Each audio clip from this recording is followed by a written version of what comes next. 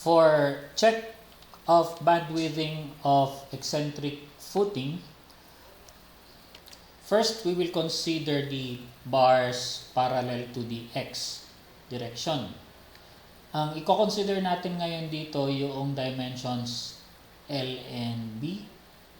Tsaka ang eccentricities na i-consider natin dito ay absolute values. Meaning, kapag yung eccentricity x mo ay nasa kaliwa, gagawin natin siyang positive. Ganon din yung y. Kapag negative siya, gagawin natin siyang absolute values. And then, for bars along x, we have three conditions in determining the AS1X tsaka AS2X. Yung AS1X, yan yung rebars na nasa loob, okay, nasa bandwidth. Tapos yung AS2X, yan yung nasa outer strips. Okay, so ang three conditions na yan ay, first, we have eccentricity y is equal to 0. So, ang ibig sabihin yan, yung outer strips mo ay parehas lang. Parehas ang kanyang height. Tapos, meron ding another case, your eccentricity y is less than the difference of b all over 2 minus l all over 2. Ang ibig sabihin nito, magkaiba ang y3 tsaka y2. Yan. So, meron na tayong y2, yung bigger dimension na larger, tsaka smaller dimension, which is the y3. And then, finally, yung third condition, EY is greater than or equal to b minus 2 all over L2. So, ang ibig sabihin nito, wala na siyang smaller strip, kundi iisa na lang, which is the outer strip. So, probably, this is applicable to edge footing tsaka corner footing. So, balik tayo ngayon dito sa eccentricity y is equal to 0. So, ang kailangan natin computein dito ay yung area inside the bandwidth or area of required rebars, which is AS1X. And that is equal to twice of raw required x times BDX all over BL plus 1. Ngayon, yung raw required x ay galing dito sa reinforcing steel bars. Ayan siya, no? And then yung DX, yan din yung nanggaling dito sa check reinforcing steel bars. So, kung anong ginamit dito na DX, yun din ang gagamitin natin dito sa bandwidthing.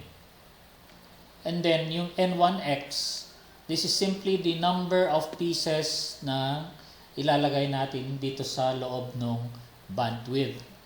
And then, dito sa AS2X, para sa outer strips, take note na divided by 2 siya kasi equally distributed siya dito sa parehong outer strips. So, raw required x times PDX minus AS1X divided by 2. And then, ito yung N2X. We simply divide AS2X by the area of 1 bar.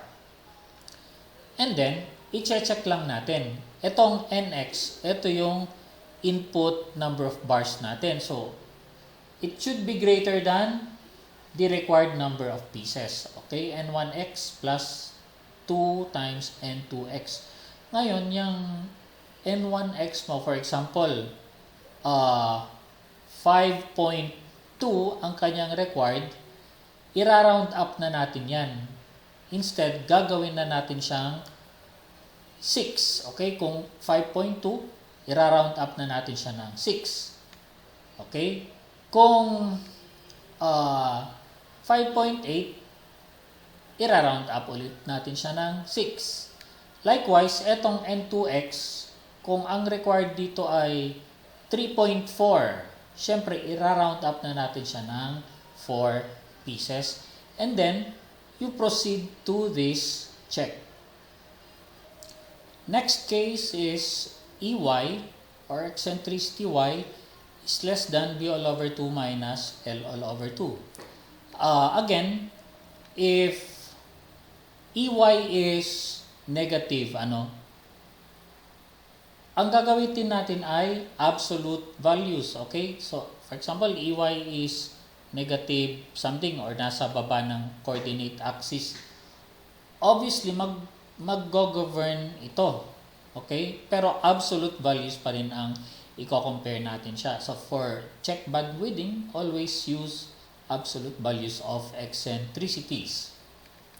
And then, ang ibig sabihin naman nito ngayon, magkaibang size ng outer strips. Merong malaki at may maliit.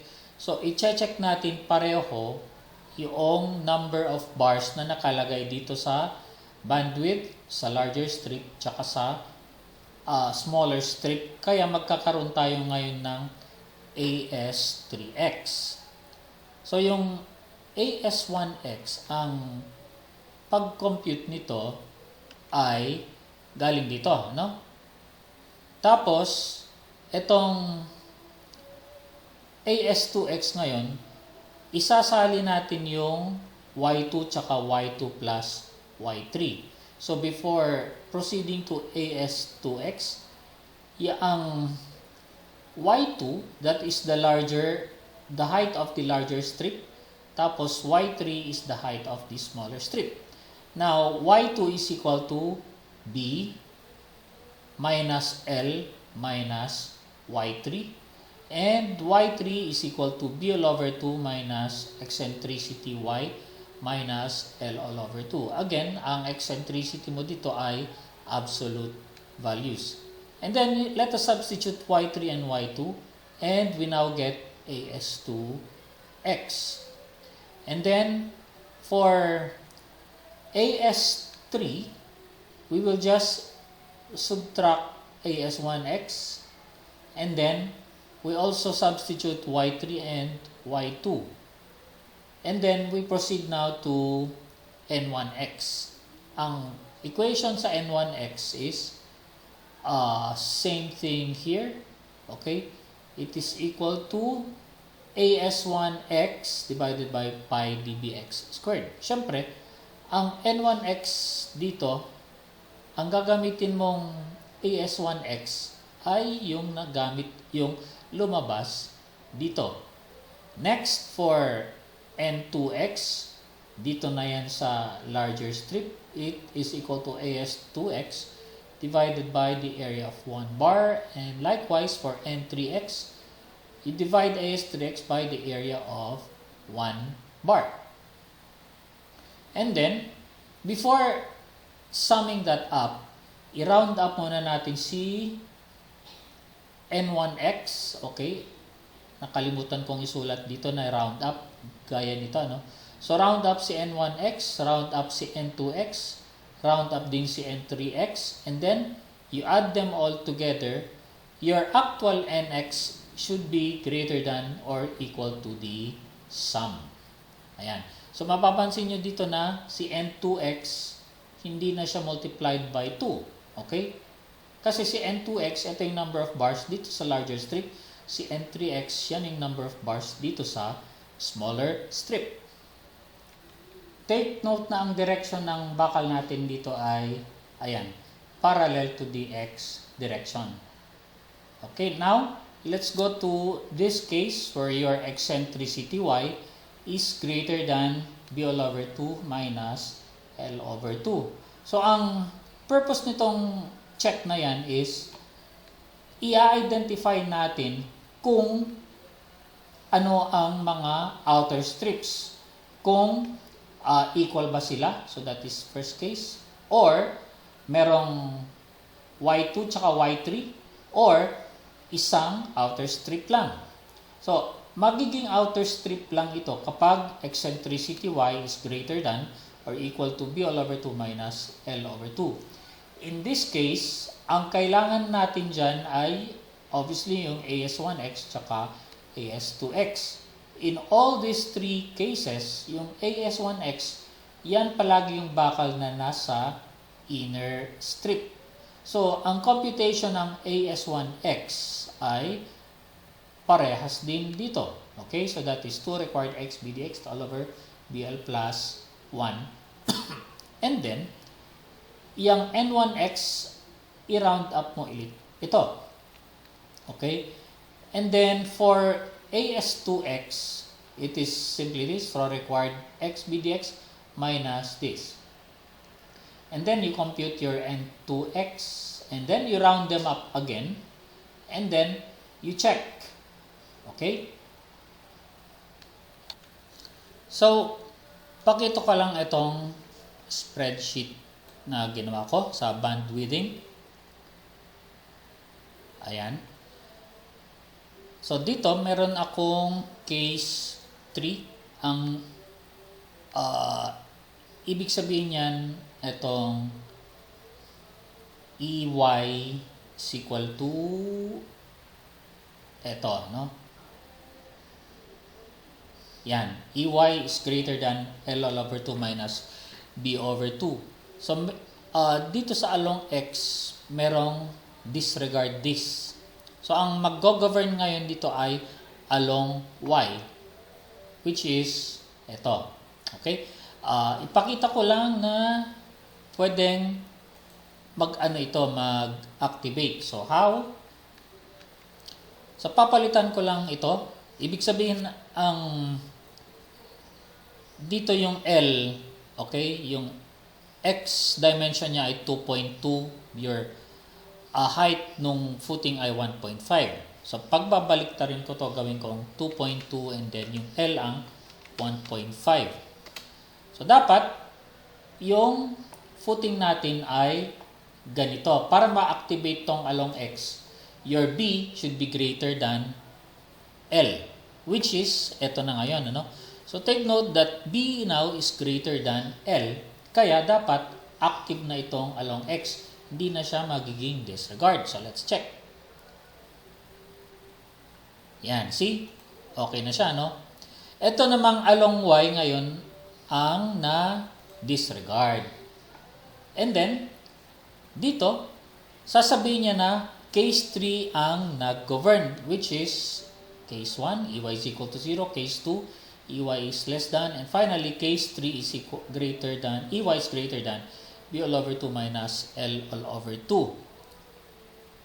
Kaya mapapansin mo ngayon, dito sa case 3, okay, ang value ng AS3X ay 0. Kasi, ang AS3X is applicable dito sa case 2. Okay?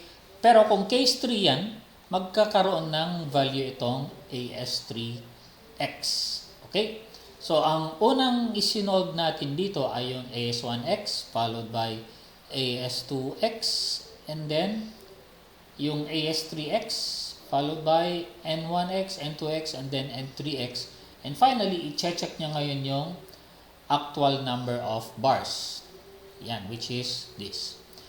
And then, after that, i-check niya ngayon yung clear spacing of bars, which is dito na. Again, meron tayong 3 cases dito sa check of clear spacing of bars. So, your first case, your eccentricity is equal to 0. Ang spacing 1 natin, yan yung spacing ng bakal dito sa loob ng inner bandwidth o dito sa bandwidth. Yan. Okay? Yang spacing niya mga bakal na yan.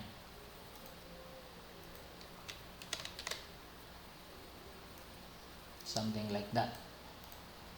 So, let us compute your S1 is equal to L minus N1X times dBx all over N1X minus 1. And then, we will compare this with these two conditions. Your spacing S1, hindi siya dapat lumampas dito sa dalawa. 5t, tsaka 450t. 450, whichever is minimum here, dapat hindi lalampas tong S1. Ngayon, pag let's say ang S1 mo ay 500, okay?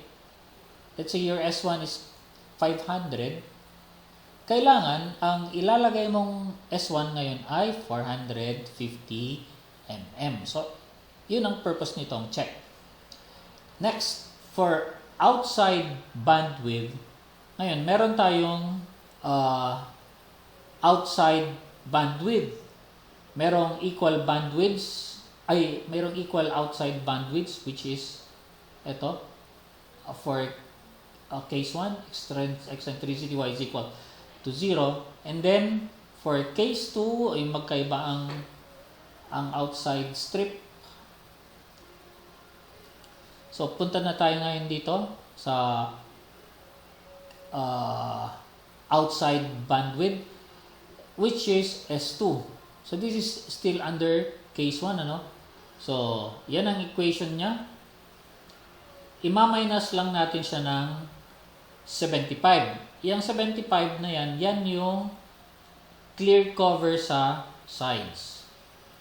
Now, let's go to case 2, wherein meron kang different dimensions ng outer strips. Okay, so meron pag-compute ng S1. Okay, so this is L minus N1x dbx. And then, for outside bandwidth S2, ngayon, yung S2 na yan nakalagay dito sa larger strip. Okay? Tapos, sa S3 naman, ayan siya. Okay? Same thing, i-compare mo yung mga spacings na yan dito sa 5T tsaka 450 mm. And for the last case, ayan, dalawang spacing lang ang kailangan natin dito, yung nasa bandwidth or inner strip tsaka sa S2, which is the outer strip. So, ito yan, ano? So, S2 is equal to y minus N2x dbx. Ngayon, yung y na yan, ito yon, which is equal to b minus L. Okay? So, natapos na natin itong check for bandwidth along X. So, for along Y, applicable itong along Y kapag your L is greater than B or B is less than L. Okay? So, meron tayong check dito sa ating spreadsheet. So, dito sa check for bandwidth, dalawa ang ginawa ko. Isang para sa along X,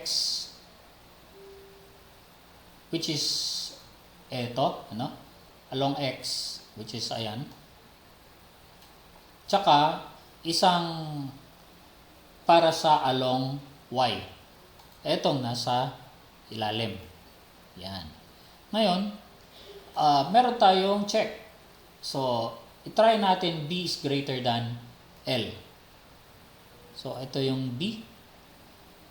Ayan. Obviously, your B is 2.0, L is 1.5. Kaya, ang mag-govern dito ay along X. Kaya mapansin nyo, si along X, wala siyang disregard. Ngayon, itong along Y, disregard this. Pagbaliktarin natin yan, ito ngayon ang gagawin nating 1.5. Okay? Kapag square na yan, you don't need to check for, obviously, you don't need to check for bandwidthing kasi square yan eh. Ngayon, gawin nating L is 2.2 and itong along X ngayon ay madi-disregard. Ang active ngayon ay along Y. So, dito sa along Y, similar din siya dito sa along X. Pero, the difference is yung raw required X, gagawin mo lang na raw required Y. Tapos yung B, gagawin mo lang na L, and then yung dx, gagawin mo siyang dy, and then yung b all over L, gagawin mo siyang L all over b. Okay, and then the rest follows. Okay, so obviously meron tayong instead na n1x, gagawin natin siyang n1y. Okay, so dito ang figure naman natin ngayon ay ganito. Yung ating footing ay naka landscape ang figure niya, no? So parang nakahiga. Kanina, yung along x, b all over b is greater than L, siya ay naka-portrait. Yan. So, ang bakal na i-check natin dito sa along y, which is b is less than L, dapat yung nakatayo na bakal. Yan. Because your rebars here is parallel or along y axis. So, yan ang ating i-check na mga for bandwidthing tsaka spacing. So, likewise, meron tayong 3 cases. Eccentricity x is equal to 0. Eccentricity is less than L over 2 minus B all over 2. Again, ang eccentricities natin dito ay dapat absolute values. And likewise, we should also check for spacing. Ano? Yan. Next, punta na tayo sa number 9. Check number 9, which is temperature and shrinkage bars. So along X, meron tayong required area of steel for temperature and shrinkage, so forth and so on. Parehas lang ito nung concentric. Okay, so sa concentric, ito siya, 0.002 BT divided by 2. No? So parehas lang siya. And then yung clear spacing, S is equal to B minus 2C C minus NTX dTX divided by NTX minus 1.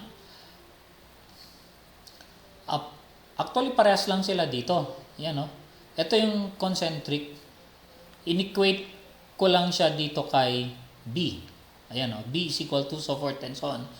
Pero kung etong S, ilalabas mo siya, yung B ang ipapasok mo, ganito rin yung kalalabasan niya. Okay? And then, you do the same thing to bars along Y. So, ito yung sa spreadsheet. Number 9. Ayan. Dalawang beses natin i-check along X tsaka along Y. So, meron tayong required AS. Tapos, i-check niya yung actual ASTX. Then, i-compare niya, which is, ayan. Ibig sabihin, kapag ASTX is greater than required, then temperature and shrinkage bars are okay. And finally, i-check na niya itong clear bar spacing, which is, ayan. So, okay siya kasi your spacing is less than 5T and 450. Yan. So, kung checkin mo yung, ayan, meron siyang G154, which is eto, maximum spacing. Ngayon, yung 5T tsaka 450, eto yun. Okay, yung S maximum, which is the minimum of 5 times thickness. Ayan, yung thickness T. Tsaka 450 mm. Yan yun. Next is number 10, check for bearing connection. So, dito, naka-disarrange lang siya. Dito na tayo ngayon kay bearing connection. Again, in this check, kailangan ang gagamitin natin ay absolute values ng eccentricities.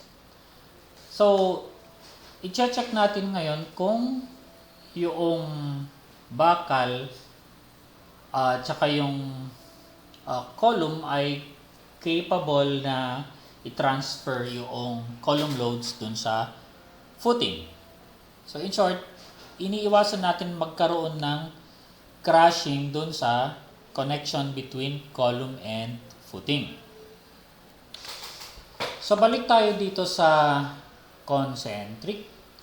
So ang una nating kukunin ay yung dimension ng A2, which is the area of footing that is geometrically similar and concentric with the column. So kung ano yung profile ng section, for example, rectangle, dapat itong A2 or yung shaded, yung broken line na yan, dapat rectangle din. Tsaka proportion dapat sila. So sa concentric, okay lang yan.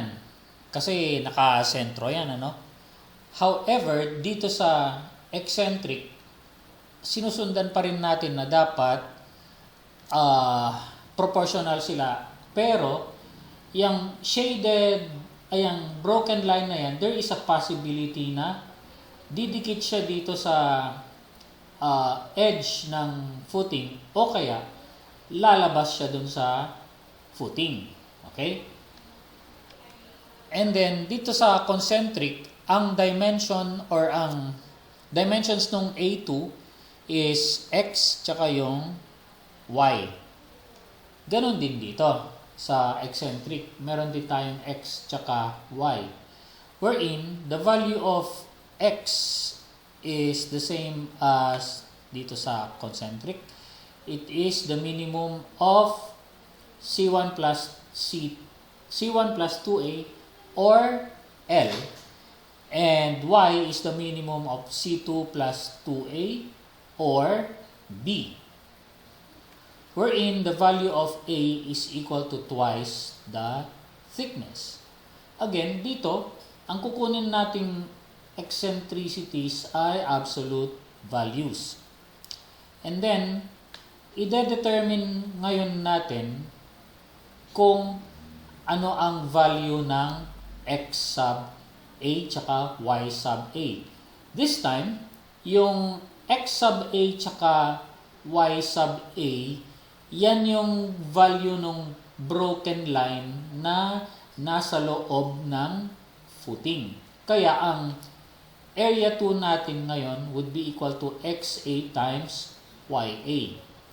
Unlike dito sa concentric, yung A2 is simply equal to X, Y.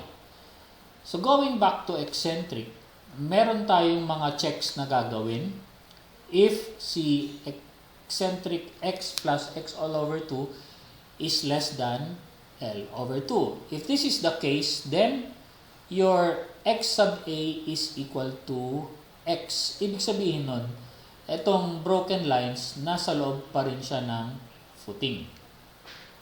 And another case is eccentricity X plus X all over 2 is equal to L all over 2. Nasa loob pa rin yung broken line.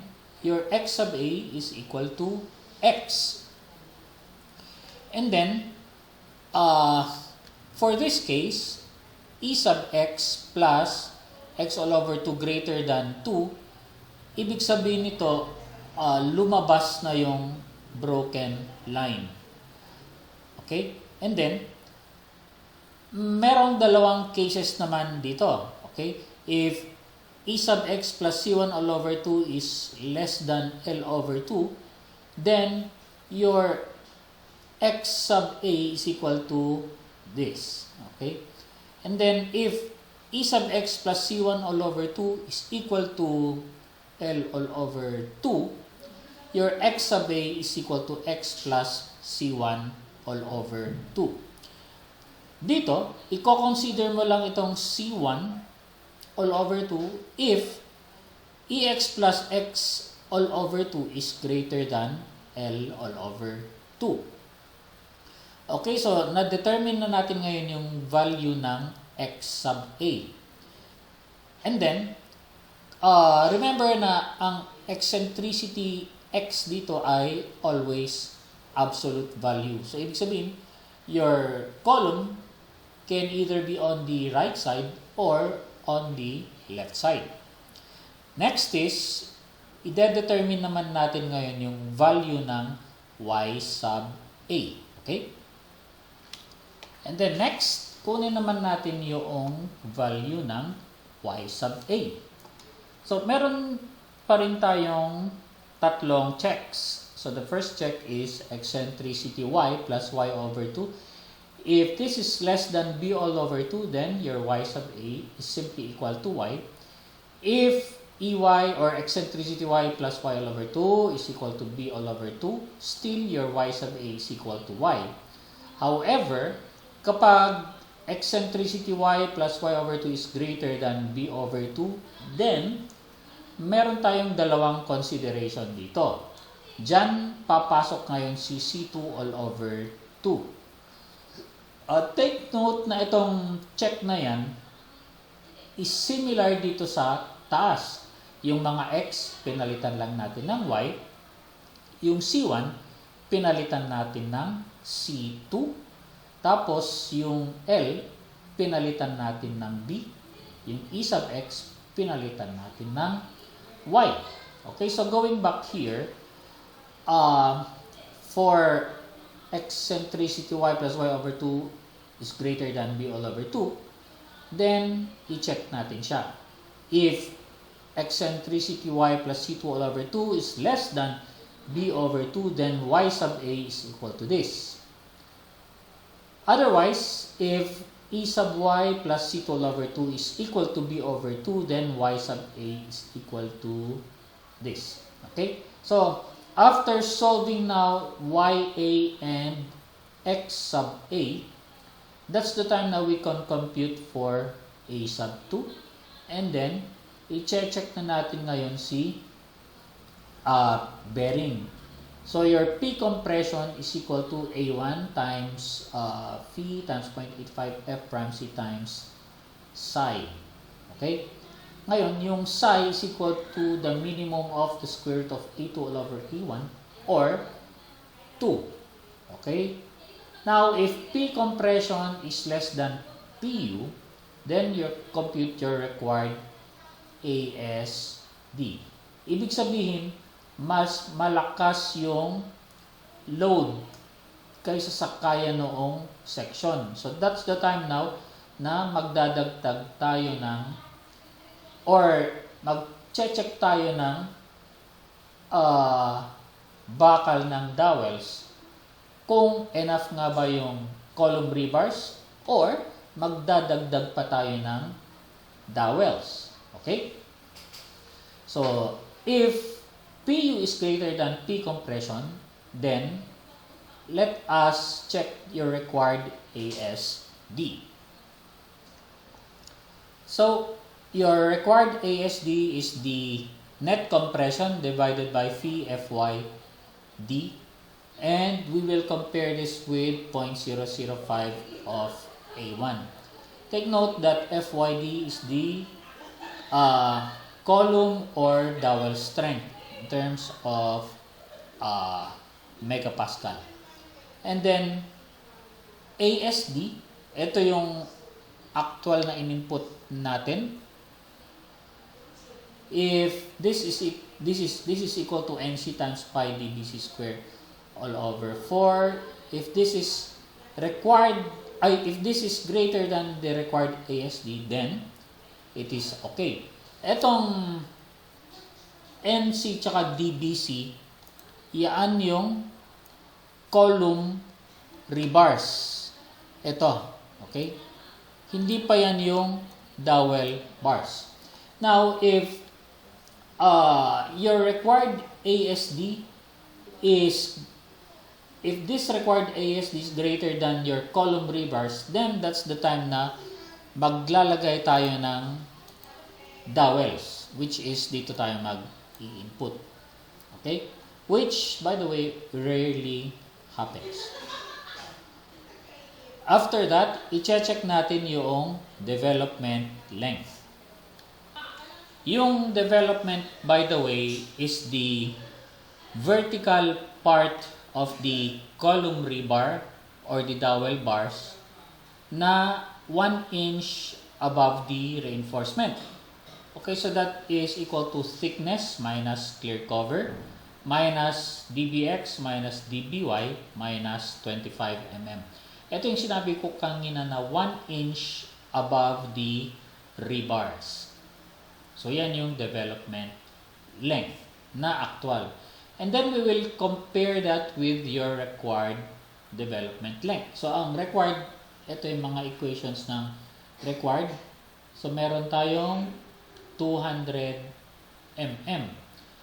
Take note na dito sa 200 mm, okay, dito pa lang, pwede mo nang isipin na yung minimum thickness ng footing should be 200 mm plus 75 plus bar diameter over 2, 200 mm plus clear cover plus dbx plus dby plus 25 mm. Yun na yung minimum thickness whatsoever. Okay, I think that's about 300 mm. Next, so check natin ano, LD should be greater than required, then okay. Otherwise, pag nag-fail yun, then that's the time na i-consider natin yung hook. Ngayon, yung hook na yan, yan yung letter L, yung horizontal part ng footing ay noob column rebar. Pero in reality, yung column rebar actually is laging naka-letter L tapos nakapatong na yan sa footing reinforcement. So, okay lang yan. And then, ngayon yung hook na yan, okay, if kailangan nating mag-provide ng hook, ang computation ng hook is 12 times the diameter of bar. Okay? So, ang LD mo ngayon would be LD plus 12 dB. Dapat, greater na siya sa required development length. Kaya dito sa ginawa kong spreadsheet, okay, kinompute ko na yung, nilagay ko na dito yung mga check na EX plus X all over 2, which is this. If it is lesser than L over 2, then X sub A is X. Okay, otherwise, if it is greater than L over 2, then kukumputin niya yung X sub A. For example, ito no, it is greater than L over 2, kinompute niya yung X sub A, which is taken from these two conditions. Ngayon, i-check niya kung anong value or anong equation ang gagamitin niya sa X sub A based on these two conditions. Ngayon, yung two conditions na yan, eto siya. Okay? EX plus C1 all over 2. And then, kinompare niya ulit ito sa L all over 2. Yan yun. Kaya, dito meron siyang computation ng X sub A. Which is, eto, no? So, if this is blah blah blah blah blah, then eto ang kanyang computation. Otherwise, eto ang kanyang gagawin. Or, ayan, basta bahala na kayong mag-encode dyan. And then, same thing dito sa Y direction, in-encode ko na rin yan. Okay? So, ito yung sa Y direction, ito siya. So, which leads us now to the last check of eccentricity, which is soil bearing pressure. Okay? Dito, sa soil bearing pressure, meron tayong moments at meron tayong eccentricities. Dito, i-consider mo ngayon yung sign ng eccentricity. Okay? As you can see here, na sinabi ko na kinonsider yung sign ng eccentricities. Ito si Q, which is this equation. So, if I will press F2, ayan, wala kang makikitang absolute values dito. Okay? So, nakalink siya dito sa eccentricity, nakalink din siya sa moment X. So, let's say, palitan natin tong EX, eccentricity X ng negative, dapat magpapalit din itong Q. Okay, so I will change this to negative and see what happens. Yan, yung 212 naging 77 just because I changed this eccentricity. Okay, likewise sa soil bearing pressure, ganon din. You use the absolute value. So let's change this to negative and see what happens. Yang 188 magiging 53. So same thing with effective soil bearing pressure. Okay, so that's it, guys. Thank you for listening. So that ends our eccentric footing.